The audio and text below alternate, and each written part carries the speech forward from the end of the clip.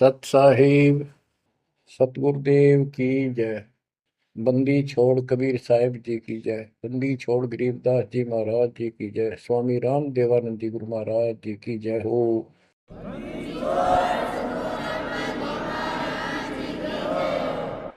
सर्व संतों की जय, सर्व भक्तों की जय, धर्मी पुरुषों की जय। श्री काशी धाम की जय, श्री सुडानी धाम की जय, श्री क्रोथा धाम की जय, श्री बरवाड़ा धाम की जय। सत साहिब। कबीर दंडवतम गोविंद गुरु बंदो अर्जन सोए। पहले मैं प्रणाम तिन नमो जुआगे ओए। कबीर गुरु को की जय, दंडवतम कोटि कोटि प्रणाम। कीट न जाने रंग को यो गुरु कर है आप समान। बच्चों, मानुष जन्म परमात्मा की कृपा से आपको प्राप्त है। मनुष्य जीवन के अंदर मूल उद्देश्य केवल भक्ति करना और मोक्ष कराना होता है। इसके लिए सर्वप्रथम गुरु की आवश्यकता होती है। सर्वप्रथम गुरु की, गुरु पूर्ण हो, तत्व ज्ञान प्राप्त हो और संपूर्ण भक्ति मोक्ष मार्ग यानी सभी मंत्र सत्य हों। फिर भक्त मर्यादित रहे, समर्पित रहे, आसानी से मुक्ति प्राप्त कर सकता है। अब जैसे धर्मदास जी का प्रसंग चल रहा है, तो आप देख रहे हो कितनी अच्छी आत्मा, परमात्मा के चाहने वाली, कति कुर्बान। और जैसा उस अज्ञानी गुरु ने मार्गदर्शन किया, कति अटूट श्रद्धा।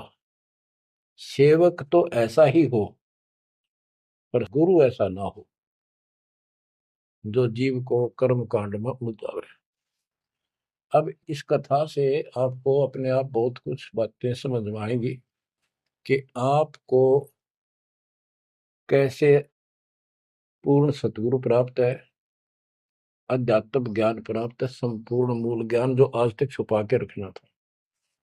और अब भी आप नहीं समझ सके उस परम पिता की महिमा को, और इस गंदे लोक के यथार्थता को, तो फिर परमात्मा आपको कौन सी भाषा का प्रयोग करे जिसे तुम समझ सकते हो। लास्ट फिर वही होगा जैसे 600 साल पहले दाता ने आपको पटक दिया था, ठाके झटक दिया था। या तो आंखें खोल लो, भूल जाओ इन बकवादों को। इस संसारिक चोचलों में कुछ नहीं धरा। गरीबदास जी कहते हैं, सर्व सोने की लंका होती रावण से रणधीरम। एक पलक में राज विराजी, फिर जम के पड़े जंजीर। इतने ठाठ बाट थे, सिद्धियां थी, आकाश में चला जाता था। पुष्पक विमान ऊपर से छीन के लाया था कुबेर से। खूब उद्मस्तार रखा था। और भगत किसका था? शिव जी का। तीन देव की जो करते भक्ति ही उनकी कदे न होवे मुक्ति। और कितनी बकवाद भर जाए इनमें, जिसके कारण प्रसिद्धियां भी होगी साधु संत ऋषियों की। अंत में इनके पास कख नहीं बचा। ये मूल ज्ञान है, ये सार ज्ञान है। इसको समझो अच्छी तरह, पढ़े लिखे हो, शिक्षित हो, एजुकेटेड हो। परमात्मा ने मनुष्य जीवन इसलिए दिया कि तुम कुछ बुद्धि भी एक्स्ट्रा रखते हो अन्य प्राणियों से। इसका सदुपयोग करो। बकवाद बहुत कर ली, बाहर जाना पड़ेगा। अब बच्चों, प्रसंग धर्मदास जी का चल रहा है। देखो, अपना पिता अपने लिए कितना कष्ट उठा रहे हैं। एक जीव को काल की दलदल से बाहर खींचने के लिए कितना कुछ उन्होंने किया। बालक की तरह पीछे पीछे फिरे, कहाँ जंगल में, कहाँ किसी दरिया पे, कहाँ किसी तालाब पे, कहाँ कहाँ कष्ट वो मालिक उठाया उन्होंने। वो कहते, दो दिन मेरी शरण हो, ताका हूं मैं दास, केल गिर लग गया फिर गुप्त धरती आकाश। जैसे राजा अम्बरीश था, उसके पीछे लग रहे थे लेकिन हम नहीं समझते, जब हमारे पास दो पैसे हों, या 14 काल की छोटी सी राजा था, भगत बतेरा था, यज्ञ बहुत करता था, वाह हो रही थी, पिछले संस्कार भी अच्छे थे। वो संस्कार कब बने? जब कभी कबीर साहब की शरण में था, जैसे कलयुग में हो तुम। अब ये जो रह जाएंगे ना, पार हो गए सो हो गए। भक्ति ये अच्छी करते हैं क्योंकि सत्साधना मिल गई। एक सांस की कीमत कितनी गजब की है, इसकी बहुत वैल्यू है। पार ना हुए तो फिर ये नो फंस जाएंगे काल के। इनको स्वर्ग में रखेगा, देवता बनावेगा, उड़ा माचे माचे आन देंगे, फिर राजा पृथ्वी पर बना देगा। पृथ्वी पा के फिर ये पिछले पुनों के कारण ठाठ तो होने हैं। और भक्ति भी करेगी आत्मा, क्योंकि पीछे भक्ति की चास पड़ी हुई है इसको। तो भक्ति गलत करें जाएंगे, लाभ नारे हुए दिखेंगे। यो काल का भयंकर जाल है। मालिक फिर भी अपने बच्चे के साथ रहता है, फिर भी उनको राह दिखाने की चेष्टा करता है, किसी न किसी रूप में अपनी सच्ची भक्ति फिर से बताने की चेष्टा करता है। मानते हैं ना मानते वो अलग बात है। फिर राजा जनक हुआ अम्बरीश का जीवन पूरा करके, राजा जनक का पूरा करके फिर स्वर्ग गया। स्वर्ग में जाते समय लूट लिया काल ने। बिना विवेक वेख जो धारा सब करते सो भी बिना विवेक के नो नाश करते हैं। उड़ा दया भाव दिखा दी, अपने पुण्य दे दिए, और फिर नंगड़ होकर पृथ्वी पर आ गया। सारे पुण्य वहां खत्म कराया, आधे आधे ऊपर स्वर्ग में भोग लिए, और फिर पृथ्वी पर आ गए।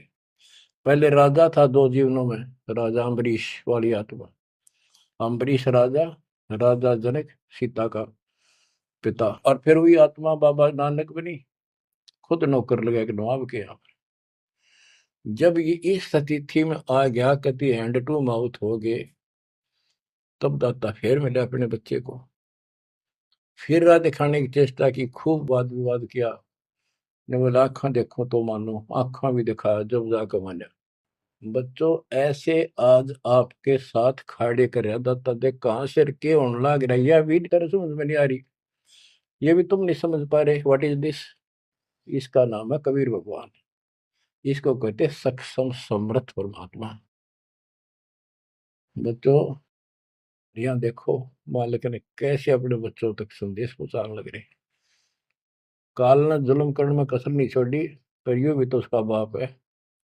और देखो अपने बच्चों को कैसे अमृत छकाने लग रहे हैं। इन क्रियाओं को देखकर ये विश्वास कर लेना चाहिए कि आप समर्थ की शरण में आ चुके हो। द्वार धनी के पड़ा रहे, धक्के धनी के खावे, 100 काल झकझोरी पर द्वार छोड़ जाओ। ईब तुम इतना जरूर कर दियो, और कुछ ना बने तो इतना रहियो, मालिक की शरण से दूर मत होना।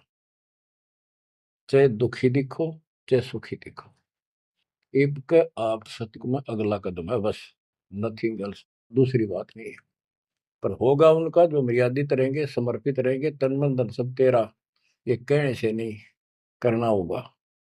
काल जाते आज ले चलो दाता, रखियो अपने चरण में।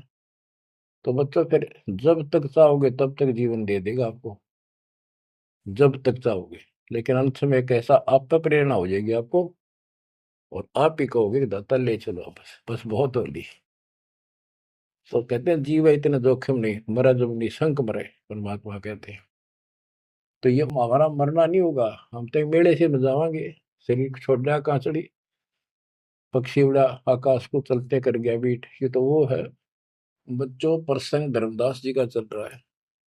परमात्मा ने धर्मदास जी को पूरी सृष्टि रचना फिर सुनाई, क्योंकि शुरुआत में उसने इसलिए सुनी थी, अपना तर्क मन में अलग रखा था। साथ में आमनी देवी ने भी सुनी, दोनों को विश्वास हुआ।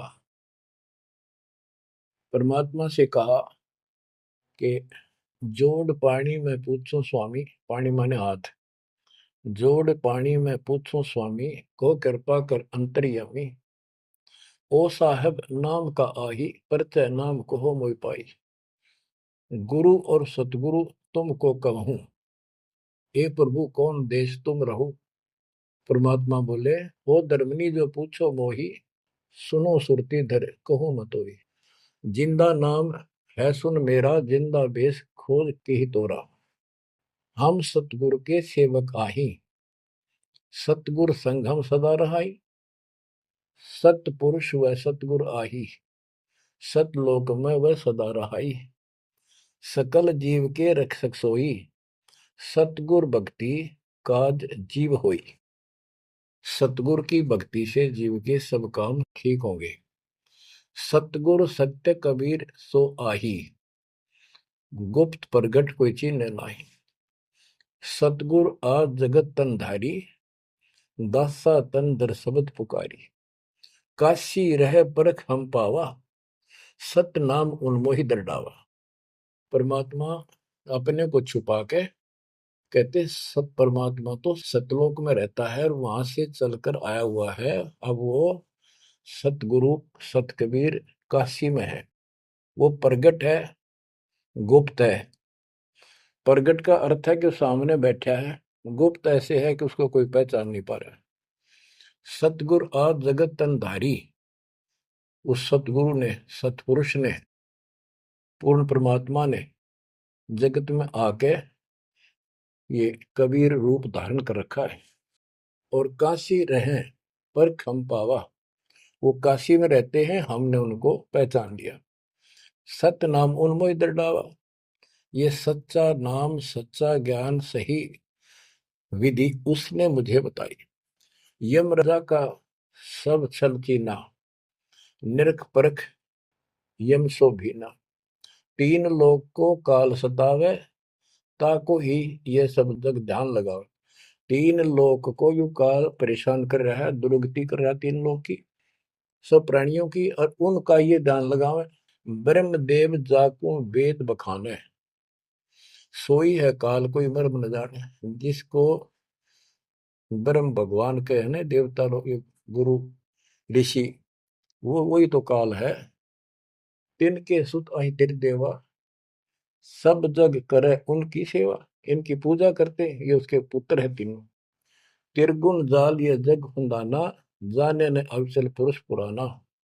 जाकी ई जग भक्ति कराई, अंत काल जीव को सोए दरखाई। जिसकी ये भक्ति करते हैं, काल की, ब्रह्म की, या इनके तीनों पुत्रों की, अंत समय वो इनको खावे। सब जीव सतपुरुष के आही, ये सारे प्राणी उस सतपुरुष कबीर साहब के हैं। यम दे धोखा फांसाता ही, प्रथम बहे असुर यमराई। बहुत कष्ट जीवों का लाई, दूसरी काल कला पुन धारा। धर अवतार असुर संहारा, जीवन बहुविध कीन पुकारा। रक्षा कारण बहु करे पुकारा। जीव जाना ये धनी हमारा, दे विश्वास पुनः धर अवतारा। अब क्या ये बताना क्या चाहते हैं परमात्मा? हिरण्यकशिपु, उसको काल ने पैदा किया, उसने उद्मस्तारे भगत को सताया, हाहाकार मची सारी जनता में। तो परमात्मा ने आकर उस राक्षस को मारा और विष्णु को रूप दिखाना पड़ा, क्योंकि कबीर साहब को जानते नहीं थे। बच्चों, भगत का रक्षक केवल कबीर साहब है। प्रहलाद भगत था, प्रहलाद विष्णु जी का उपासक था। इस भक्ति को यहाँ तक लाने के लिए दाता ने आगा पीछा कुछ नहीं देखा, ना अपनी महिमा की आवश्यकता समझी। यदि वो महिमा चाहे तो काशी में 120 वर्ष रहे एक निर्धन जुलाहे की लीला में। वो 1 मिनट में कुछ भी कर सकते थे, दुनिया पीछे हो लेती, पर ये इस मार्ग में चला नहीं। तो क्या बताते हैं कि विष्णु रूप धारण कर लिया, विष्णु भी खुश हो गया। लोग कहें विष्णु जी ने रक्षा कर दी, विष्णु जी ने रक्षा कर दी। अब ये काल का जाल नो ऐसे अड़ा रहा। अब कबीर साहब ने इसको उसी तरीके से समझाने की चेष्टा की है, अपना रोल निकाल दिया बीच में। कबीर साहब समझाना चाहते हैं कि एक तरफ तो काल ने राक्षस बनाए, फिर तुम कहते हो विष्णु ने नरसिंह रूप धार करके और हिरण्यकशिपु को मारा, इसलिए विष्णु की महिमा बन गई। अब लोग विष्णु के चिपक गए, इसको भगवान मान कर पूजन लाएंगे। हीरो हो गया यो, जैसे पिक्चरों में देखो हीरो 2-4 रन गढ़ दे, बस वाह वाह वाह के जो है ना, इन करिश्मों को देखकर, चमत्कारों को देखकर इनके चिपक गए। ये सब काल का जाल है, परमात्मा ने इससे कोई लेना देना नहीं। परमात्मा चाहते थे इन भक्तों की आस्था बनी रहे, काल चाहता है ये नास्तिक हो जाए प्रमाण के लिए। परमात्मा से जब वार्ता हुई, इसने विवाद किया, तकरार करी, प्रथम बार आई। आखिर में लास्ट में जब सारी मन्नत मंगवा के वचन भरवा के ने बोला कि सबको उल्टा मार्ग लाऊंगा, गलत साधना पर दृढ़ कर दूंगा, देवता, तीर्थ, व्रत, मंदिर, इनकी पूजा हुआ और किसी को कोई यहाँ से निकलने नहीं दूं, कि ये साधना करेंगे आध्यात्मिक लाभ होए को नहीं, आप नास्तिक हो जाएंगे। अब देख लो वर्तमान में गांव के गांव बहुत अच्छी आत्मा के लोग हैं, स्त्री पुरुष, लेकिन भगवान से दूर हो चुके, इसलिए हो चुके हैं कि इनकी साधना करते करते दुरुक्ति रही है, वो साधना ठीक नहीं है। तो यहाँ परमात्मा धर्मदास को वो आंखें खोल रहा है कि जिनको तुम भगवान मान रहे हो ये ऐसे काल जाल कर रहा है। एक तरफ तो ये कंस, केसी, चाणूर और पूतना जैसे, जरासिंह जैसे बना दिए, उधर से कृष्ण बना कर भेज दिया न मारने खातर, इनको मारने के लिए। कृष्ण ने वो मार दिए, कृष्ण चौधरी पाक गया, भगवान बन गया। अंत में कृष्ण भी मरा और नरक में जागा, जिसे कर्म करे या भोगने पड़ेंगे। अब बच्चों ये सारा खेल यो है, पीएचडी लास्ट पॉइंट है। जैसे एक राजा सेना को आदेश देता है दुश्मन से युद्ध करो, तो सैनिक का कर्तव्य बन जाता है मरूं या मिटूं, और जाके खड़ा हो जाता है लेकर बंदूक मोर्चे पे।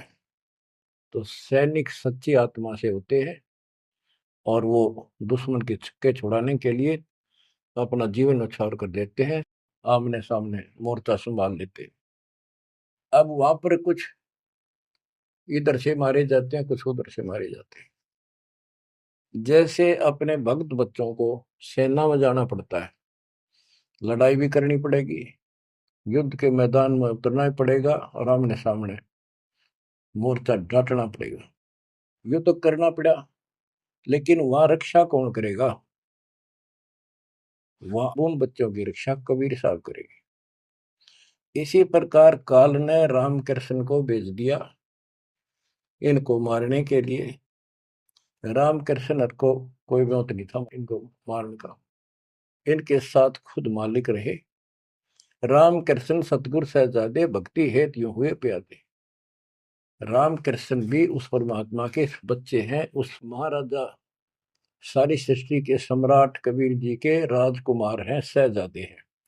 ये तुमसे ज्यादा निकट प्यारे हैं उसको, क्योंकि इनके में बहुत गजब की भक्ति की थी, पर पैर फिसल गया इनका, अब काल का फंस गए। कोटिक अवगुण बालक कर ही पिता एक चित नहीं धरी। बाप के अंदर एक ऐसा परमात्मा ने पर रखा है प्रेरणा, स्वभाव, बालक से करोड़ों बकवाद कर ले पर पिता एक भी उसकी गलती को ज्यादा सीरियसली नहीं लेता। तो इसी स्थिति पर परमात्मा इस नियम से उन निकमों के साथ भी आज है, लेकिन बहुत प्यारे उनको हैं, क्योंकि कभी वो बहुत गजब के भगत थे और कॉलोनी को सिलेक्ट करे उनके कर्म फुड़वाने के लिए, उनको उच्च पद देता है। ये प्रधानमंत्री, मुख्यमंत्री, ये बहुत अच्छी आत्मा थी, पिछले भगत थे, तपस्वी थे भगवान के बच्चे, उसके लिए कर रहे थे। अब वो बैठा दिए पदों पर, अब कर्म फोड़ेंगे, फोड़ लेंगे, तो मानने को नहीं। फिर जब हंटू माँ उठा जाएंगे बाबा नानक की तरह, फिर पकड़ लेगा, फिर लेगा। काम तो बढ़ गया, समस्या तो वहीं की वहीं खड़ी रहेगी। वो तो बात निमड़ी क्या है बच्चों, इसको कहते हैं सार ज्ञान। ये है वो मूल ज्ञान। धर्मदास मेरी लाख दुहाई, मूल ज्ञान कहीं बाहर न जाए। मूल ज्ञान तब तक छपाई जब लग द्वादश पंथ ना मिट जाए। अब यो ऐसा ज्ञान आज तक किसी ने निर्णायक नहीं सुनाया। तो ईब कोई बकवाद करेगा तो उनको सबको पता होगा ये संत रामपाल जी से सुनकर अटपट मारन लग रहा है। हमारे छोटे छोटे बच्चे भी उसको 2 मिनट में फिटे मुंह कर देंगे। तो ये पंथ खत्म हो गए। बड़ा पेड़ होता है, पड़ भी जा उसकी एक आधी जड़ की तरह जाए धरती में लगी, वो थोड़ा बहुत हरा कई दिन रह जाया करे, पर अंत में उसकी लकड़ी सूखेगी। तो आज इनकी स्थिति शुरुआत हो चुकी है, ये सारे ढह चुके हैं।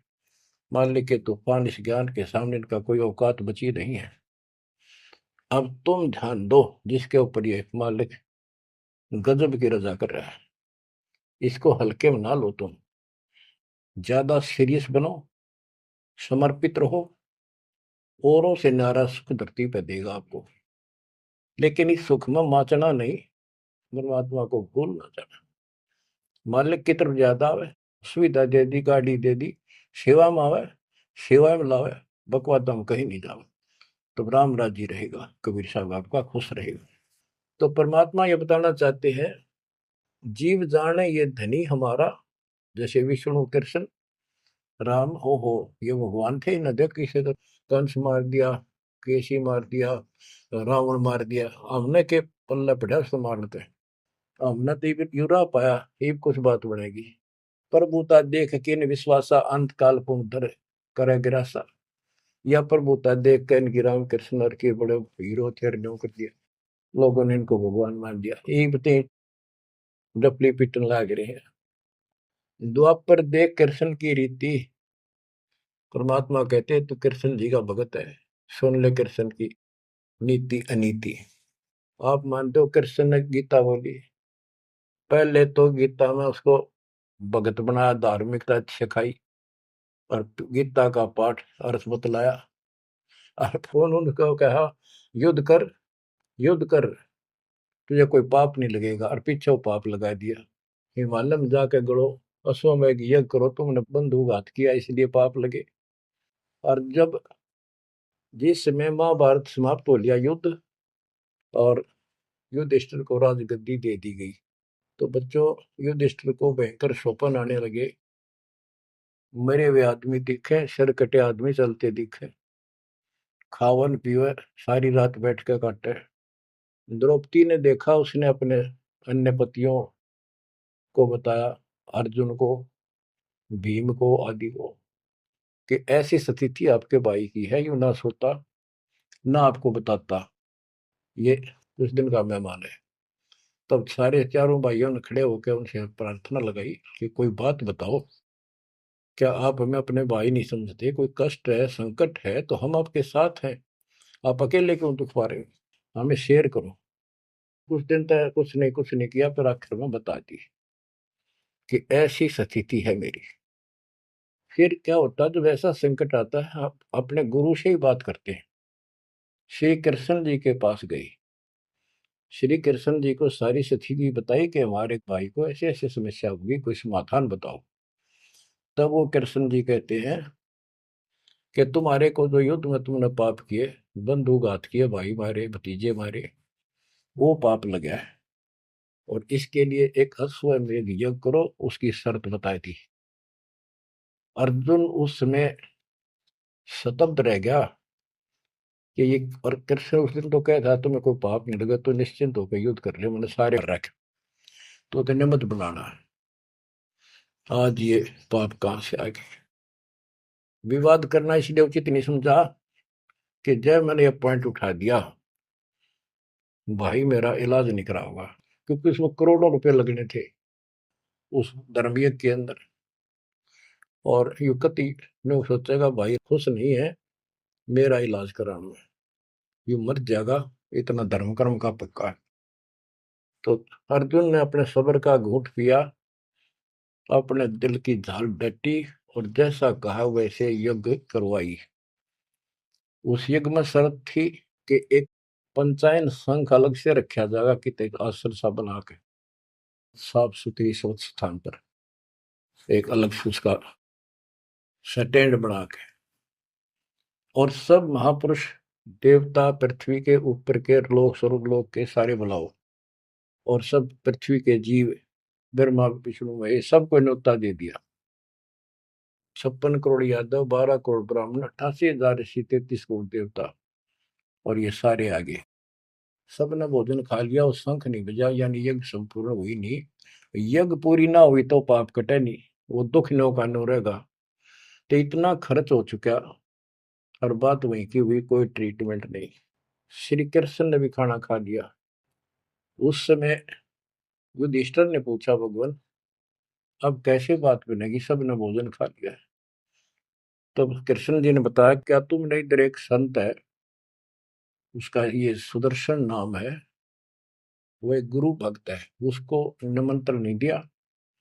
भीम की ड्यूटी थी, सेवा थी उस साइड में निमंत्रण बांटने की। भीम से पूछागा, भीम ने बताया कि मैं गया था पर वो गलत बोला। उसने कहा कि तुम्हारे से तो कसाई भी अच्छा था, तुमने इतने मानस मार दिए। वो विधवा बहन सैनिकों की आज तक टक्कर मार कर हो रही है, तुम बैठ के मौज कर रहे हो। नरक में पड़ोगे जाके, तुम्हारे अन्न खाकर नरक में जाना है क्या मैंने? पहले मुझे ऐसी ऐसी 100 अश्वमेघ यज्ञ का फल दो, तब मैं तुम्हारा टूक तोड़ू। कृष्ण बोला, फिर आपने क्या कहा? मैं क्या कहूँ था जी? उसने फिर कह दिया, बताओ ना मन्ना, ये तेरे बिना के हमारी यज्ञ अधूरी रह जाएगी, श्री कृष्ण जी हमारे साथ। तब भगवान बोले, सारी बात बिगाड़ दी, तुम चलो। पांचों को रथ में बैठा के लाया। उनकी कुटिया से एक, कम से कम 1 योजन, यानी 12 किलोमीटर दूर रथ रोक दिया। वहां से पैदल चल के आए नंगे पैरों। उस दिन क्या था, सुदर्शन जी ने अपने गुरु परमात्मा खुद कबीर साहब करुणा में नाम से प्रकट थे द्वापर में, उनके वो शिष्य थे। उनको सारी बात बताई। परमात्मा को पता था फेर आऊंगे, काम तो उनका होना को नहीं। तो सुदर्शन जी से बोले, तुम घूमन फिरन चला जा किते, वो फेर आऊंगे। कि सुदर्शन जी तो चले गए भ्रमण पे, परमात्मा उनका रूप बना के वहां बैठी की कुटिया में। जब वह सारी टीम पहुंची कृष्ण वाली, जाते ही श्री कृष्ण ने दंडोत प्रणाम की। साथ में पांचों पांडवों करनी थी। फिर कहा, परमात्मा ने पूछा, हे जगदीश, हे तीन लोक के मालिक, यह कैसे आना हुआ गरीब की झोपड़ी पे? तो श्री कृष्ण जी ने कहा, आप जानी जान हो, इन्होंने ये पांडव हैं, ये भीम है, ये युधिष्ठिर है, सारी इंट्रोडक्शन कराई। ये आपको निमंत्रण देने आए हैं, इनके यज्ञ में प्रसाद पाओ ताकि इनका कल्याण हो। सुदर्शन जी बोले कि भाई मैंने इस भाई तक कही थी, देखो खड़ा मोटा, मेरी वह शर्त पूरी कर दो तो मैं आज तैयार हूँ, नमक हो नहीं चालू। तो श्री कृष्ण जी बोले, जी आपकी वाणी है, कबीर संत मंडल पहुंचा दिए तजमाया अभिमान, जो जो कदम आगे रखे ओ एक समान। ये दाता, हम वहां से चलकर कहाँ से चले थे, आप तो सारे कदम जानते हो। और 12 किलोमीटर तय, 1 योजन तक हम कति पैदल आए हैं। यहाँ से वहां तक हमारे जितने कदम एक यज्ञ बनाए बताए आप। हे दाता, 100 आप लेखा ला दो, बाकी हमारी जोड़ी में डाल। साधु भूखा भाव का धन का भूखा ना, ने बोला वे चलते हैं। जब पहले भीम आया डींग मारा था, जब सुदर्शन जी ने ये कहा कि तुमने इतने आदमी मार दिए, ऐसा जुल्म कर दिया। भीम बोला, युद्ध ऐसे नहीं जीता जाता, एक का गदा मारूं था 6 मरे थे। तो परमात्मा ने उसकी फड़क निकालनी थी, कुछ परिचय देना था कि इसमें कुछ है। परमात्मा बोले, सुदर्शन रूपधारी कबीर साहब के भीम, पहलवानिया मेरी माला तार के दिए, देख खुट्टी व टंगरी। हो गया तारण खातिर कणछन लाग गया पहलवान, वो माला ना उतरी, वह सुमरनी उतरी नहीं। ने बोला, रे तू एक मारे था, 6 मरे थे पहलवान, या छोटी सी माला नहीं तेरे से उठती। खिसियाना होकर वापस आ गया। परमात्मा ने ऐसे हाथ करे, आपसे उतर के आएगी हाथ में माला। और बहुत अक्के रह गए, अचंभित हुए सारे के सारे। तब परमात्मा को लेकर ये घुमाए। लंबी कहानी है, विषय दूसरा चल रहा है। तब उस दाता के भोजन करने से उनका काम बना। जब वो शंख बजा, ये अलग प्रसंग कभी ठीक से जच कर सुनाऊंगा। अब प्रसंग दूसरा चल रहा है। परमात्मा कह रहे धर्मदास, तेरे कृष्ण की कुनीति कुनीति सुन ले। एक तरफ तेने का था तेरा पाप ना लगे, और फिर पाप बताए दिए। उन पापों को धोने के लिए जो विधि बताई उससे भी बात ना बनी। वो भी समर्थ सक्षम हम थे वहां पर, हमने की। और बच्चों, वो पाप नहीं थे, वो पाप तो थे लेकिन वो प्रेत बाधा थी। वो जो सैनिक मरे थे, विधवा रो रही थी, वो सैनिक उसने तंग कर रहे थे, प्रेत बने हुए। वह प्रेत बाधा भी कृष्ण तक नहीं ठीक हुई। बच्चों, गरीबदास जी कहते, तुम कौन राम का जपते जपन, ताते कटे ना ये तीनों ताप। ये 3 ताप के तहत दुख था उनको। और वो पाप ते न्यो के न्यो रखे रह गए। ओए होए। अरे कोयल के बच्चों, ईब तक पकड़ दो अपने माँ की वाणी को, क्या कहना चाहते हो? अब भी कागाड़ा के साथ रहोगे क्या? अब क्या बताते हैं? गीता पाठ का अर्थ बतलावा, पुण्य पाछे बहु पाप लगावा, बंधु घात दोष लगावा, पंडों के बहुकाल सतावा। पांडवों को काल ने खूब परेशान किया, और अंत में क्या हुआ?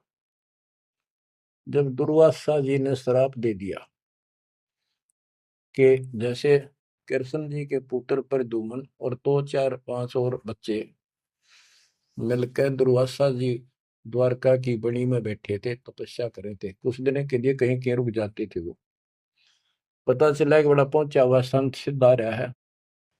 द्वारका के बच्चे श्री कृष्ण को समर्थ मान चुके थे। किसी ने कंस मार दिया, केसी राक्षस मार दिया, चाणूर मार दिया, वैसे काल्यवन मार दिया। तो इन्हों सोच रहे थे कृष्ण तो ऊपर धरती पे कोई सही नहीं। उन्होंने मजाक सूझ गए, वह किसी संत साधु का आदर नहीं करते थे, इस कारण से कि हमारे साथ कृष्ण हमारा कोई कुछ नहीं बिगाड़ सकता। तो उन्होंने शरारत सूझी कि नो कह है दुर्वासा भूत भविष्य वर्तमान त्रिकाली बता दिए, तीनों काल की जानता है, चलो इसकी परीक्षा लेंगे। एक प्रद्युम्न का पेट पर कढ़ाई बांध दी छोटी सी लोहे की, और लेडीज कपड़े पड़ा दिए गुजरिया वाले, ऐसा दिखा दिया जाकि जैसे बच्चा पेट में गर्भ है इसका। यूं पूछने गए महाराज, इनका कई साल में दया करी दाता ने? 12 साल हो गए बयान। अब ये पूछ जानना चाहते हैं कि इनका लड़का हो गया लड़की, बड़े उतावले हैं, आप भूत भविष्य की सारी जानो हो।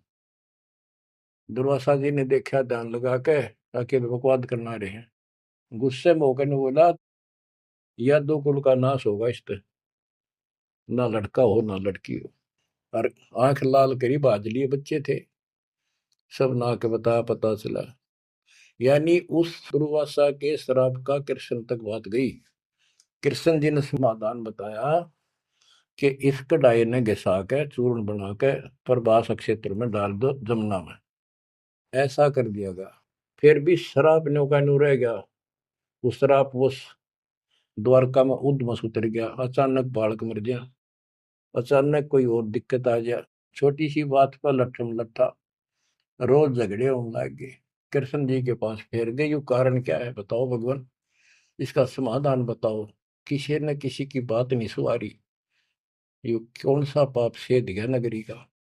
कृष्ण जी बोला, भाई तुमने, जो दुर्वासा का श्राप है ये दुखी कर रहा है, इसका समाधान है तुम जाके वहां जमुना में स्नान करो प्रभास क्षेत्र में, जहां पर वो कढ़ाई के कंड डलवाए थे चूरे बना बना के। उसमें एक कड़ा घिसा नहीं था कढ़ाई का, पूरा ना घिसा, थोड़ा बहुत घिसा, चमकीली सी वस्तु होगी, वो मछली ने खा ली। एक बालिया नाम का मछियारा था और साथ में शिकारी था, वो मछली पकड़ी, वो आगे उसने काट के देखी, उसमें चमकीली धातु थी। उसका अपना तीर का एरो बनवा दिया, आगे का हिस्सा विषाक्त करके जहर में बुझवा के। और जो कण थे जो कढ़ाई के बताते हैं, उनके सरकंडे जाम गए, बूढ़े बूढ़े, उनके तीखे पत्ते गजब के तलवार जैसे। और कृष्ण जी ने कहा, सारे स्नान करो वहां जाके, तुम्हारा ये शराब खत्म हो जाएगा। वहां बोले सब बच्चे नर, कोई ना बचे, गर्भ न छोड़ के, छोटे छोटे नवजात शिशु भी साथ ले गए, कहते इन पर शराब ना रह जाए। और वहां जाके सारे लड़न लग गए, पढ़ पढ़ के वो पठेरे सरकंडे एक दूसरे को मारे, तलवार का काम करना कर शुरू कर दिया। कट का मर गए 56 करोड़ यादव। फिर कृष्ण जी एक पेड़ के नीचे बैठ गए, उस पार दीख को सारे दिन शिकारी ने, बालिया कौन था? ये बाली वाली आत्मा थी जो त्रेता युग में श्री राम ने वृक्ष की ओट लेकर मारा था। उसका अपना बदला लेने के लिए उस वो बालिया नाम का जीमर बना, शिकारी बना, श्री राम श्री कृष्ण बना। वो आत्मा, वो उसके पैर में तीर मार के श्री कृष्ण मारा। उससे पहले श्री कृष्ण ने, बच्चे भी बताओ आप हमारी याद दो जाके काल कर रहे दुर्गति, फिर आके लेट गया जब वो मारेगा। मरने से पहले उसने वह संदेशा भेज दिया था पता था कि सारे मरेंगे, तो पांचों पांडव वहां पहुंच गए। कृष्ण जी बस तड़पन लाग रहे थे। उनको बता दिया भाई ये यहाँ कोई आदमी बचा नहीं है, इन लेडीज को सारी को ले जाना, यहाँ लोग इनकी दुर्गति करेंगे, तुम अपने वहां रखना सुरक्षित, और तुम जाके हिमालय में चले जाओ, वहां रहो भूखे प्यासे तप करो, और वहां गड़कर मर जाओ, वापस ना आइए। तो पूछा जी कारण क्या है, हम अभी तो राज मिला, 20-30 साल हमने राज मुश्किल से किया है, अब आप कहते हो राज त्याग के वहां से ले जाओ, इसका कारण क्या हो गया, क्या गलती बन गई कि तुमने जो युद्ध में पाप किए थे वो पाप तुम्हें दुखी कर रहे हैं, वह तप करने से समाप्त हो जाएंगे। तब अर्जुन को कहना पड़ा कि भगवान आप ऐसी स्थिति में हो, मुझे कहना तो नहीं चाहिए पर मैं रोक भी नहीं सकता अपने आप। पहले तो आप कह रहे थे गीता में कि ऐसे ऐसे तेरे को पाप नहीं लगेगा, और ये पाप हमारे सिर पर धरती है, फिर भाई के अश्वमेध यज्ञ कर पाप खत्म हो जाएंगे, वो पाप फिर भी रह गए।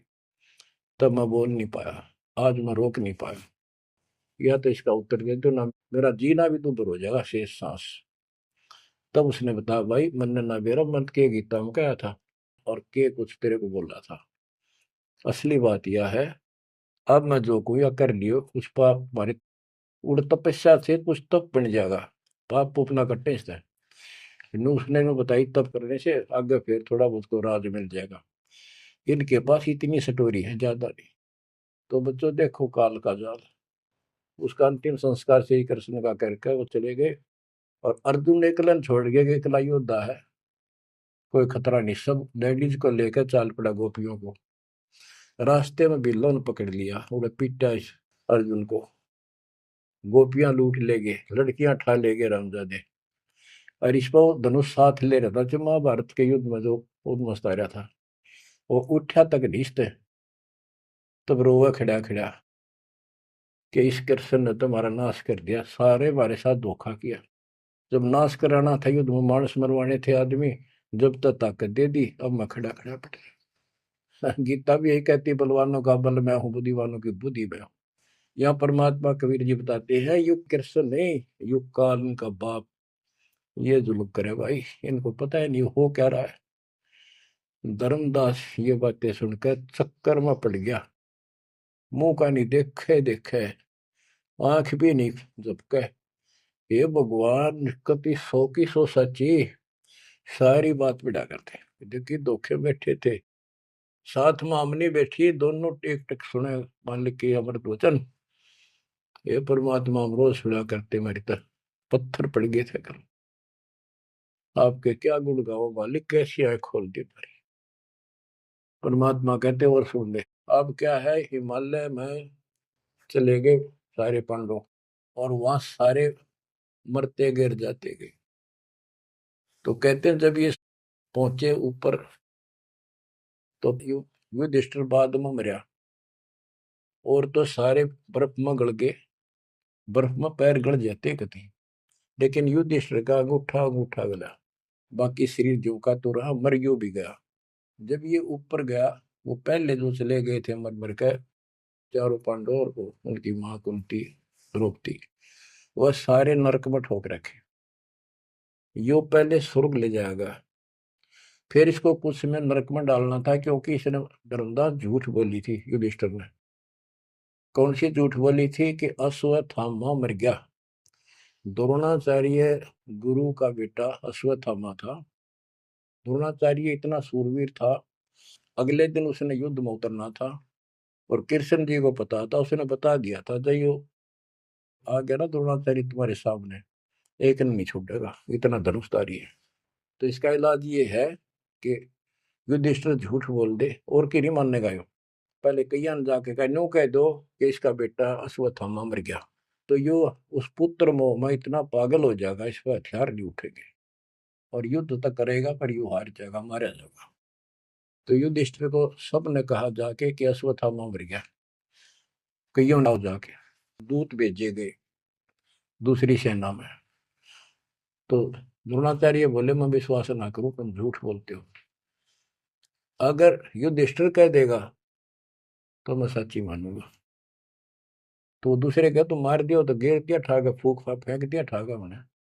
युधिष्ठिर को तैयार किया गया कि तू यह झूठ बोल, वो मना कर गया कि ना तो दिक्कत हो जाएगी और मैं झूठ नहीं बोल सकता। फिर एक अश्वत्थामा हाथी का नाम था, जैसे पशुओं के नाम रख लेते हैं ऐसे। वो अश्वत्थामा हाथी मार दिया। श्री कृष्ण बोला आप ये कह देना कि अश्वत्थामा मर गया, मंदी आवाज में कह दिए मेरा ना हाथी था, हाथी या मनुष्य। युधिष्ठिर इस बात पर राजी हो गया क्योंकि अगले दिन नाश कर रहा था उसने। तो मन में दोस्त तो आया उसके, झूठ बोल दी जाके कि आचार्य जी अश्वत्थामा हिते संस्कृत नौकंते द्रोणाचार्य का तो बुरा हाल हो गया, चक्कर आने लग गया कि अश्वत्थामा मर गया। फिर मंदी आवाज में कह दिया नर व कुंजर। नर था या कुंजर हाथी, पता नहीं नर था या कुंजर। अब वो नर कुंजर कड़े सुना था तो पागल होकर गिर गया। तो उसके कारण उसको नरक में भेजना था कुछ समय के लिए। तो युधिष्ठिर ने पूछा कि मेरे भाई कहाँ गए? स्वर्ग में। तो उनको बताया कि उन्होंने पाप करे थे महाभारत में, और भी जितने पाप कर रखे थे वो सारे के कारण नरक में पड़े। धर्म युधिष्ठिर बोला कि मुझे उनके दर्शन कराओ, मैं देखना चाहता हूँ। देखा सारे हाहाकार मचाने लग रहे। तो बोला मुझे भी अब मेरे भाई बहनों के परिवार के साथ भेज दो। तो वो चाहे थे कि बेचने इसका मार डाल लिया जाओ। तो वो इस कारण से उसको भी कहते कुछ समय के लिए नरक को भोगना पड़ा। अब ये परमात्मा कहते हैं बंधु घात दोष लगावा, पांडवों के बहुकाल सतावा, भेद हिमालय ते ही गलाए, छल अनेक की नहीं यमराए। बच्चों, और फिर उनको पांडवों को ले नरक में डाला। आहा। बच्चों, स्वर्ग के धोखे नरक ही जाही, जीव अचेत यम छल चिन्ह नहीं। ये बोले जीव इस काल के इस छल को, इस जाल को, षड्यंत्र को नहीं समझ पा रहे। पांडव सम को कृष्ण को प्यारे, सोले नरक में डारे, वो भी सारे नरक में डाल दिए। मानुष जन्म बड़ेपन होई, सो मानुष तन जात बिगोई, नाम बिना नहीं छुट्टे कादू, बार बार ये नरक ही घातू। नरक निवारण नाम जो आही, सुरनर मुनिजन जानत कोई नाही। जो नरक से छुटकारा देने वाला असली नाम है, इतने देवता नहीं जानते, ना ऋषि जानते, ना ब्रह्मा विष्णु महेश जानते। ताते यम फिर भटकावे, नाना योनिन में काल सतावे, बिरले सार शब्द पहचाने, सतगुर मिले तो सतनाम समाने। इतना कुछ सुनकर धर्मदास कहता ही साहब मैं तो पग सिर धरूं, तुम ते कुछ दुविधा नहीं कर। अब मोई चीन पड़ी यम बाजी, तुम ते भयो मोह मन राजी। अब आपके ऊपर मेरी कति आत्मा डट गई, मेरा मन कति खुश आपके। मेरे हृदय प्रीति अस आई, तुम ते हो गई जीव मुक्ताई। अब मुझे विश्वास हो गया कि मेरा कल्याण आपसे होगा। मुझे लगता है तुम ही सत कबीर हो स्वामी, कृपा करो तुम अंतर्यामी। हे प्रभु देव परवाना मोही, यम तरण तोर भजो मैं तो ही। मोरे नहीं और सो कामा, निस्तिन सुमरो सदगुरु नामा।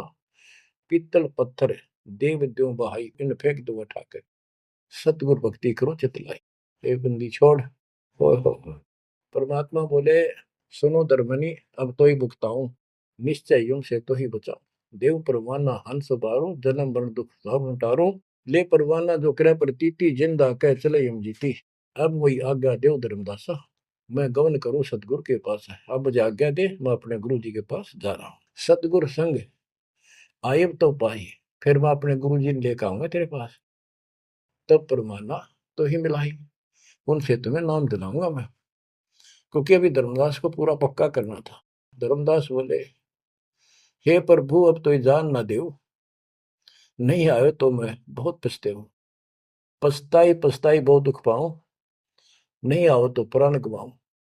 हाथ से रतन खोई कोई डारे, सो मूर्ख निज कान बिगाड़े। ये मैं कैसे छोड़ू, अपने हाथ से रतन कैसे खो दूं।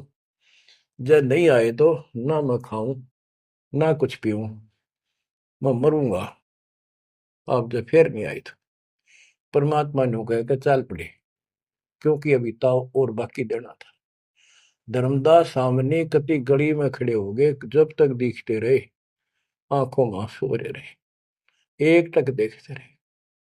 बच्चों, परमात्मा आपको मोक्ष दे, सदा सुखी रखे, शेष फिर दृढ़ हो जाओ, तड़फ जाओ उस घर जाने के लिए। परमात्मा आपको मोक्ष दे, सदा सुखी रखे, आपको अपने घर की याद बनी रहे, काल का दुख सदा याद रहे। सत साहिब।